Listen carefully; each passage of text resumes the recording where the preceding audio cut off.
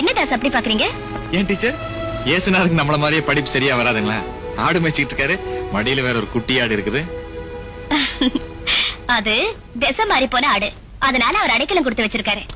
ஓஹோ, கும்பல்ல இருந்து கழட்டிச்சா? அப்படின்னா நம்ம டைப் தான். ஆமா, எப்படிங்க ஒரு நல்ல ஆடு மேய்ப்பாரா? அவருக்கு குட் ஷெப்பர்ட்னு கூட ஒரு பேர் இருக்கு. அப்படின்னா? அப்படின்னா நல்ல மேய்ப்பாளர்னு அர்த்தம். அப்ப நான் சொன்னது கரெக்டா?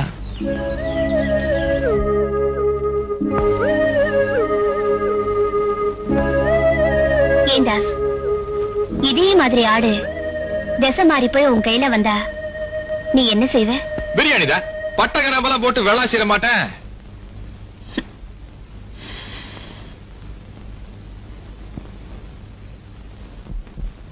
அதுவே ஜென்னியா இருந்தா?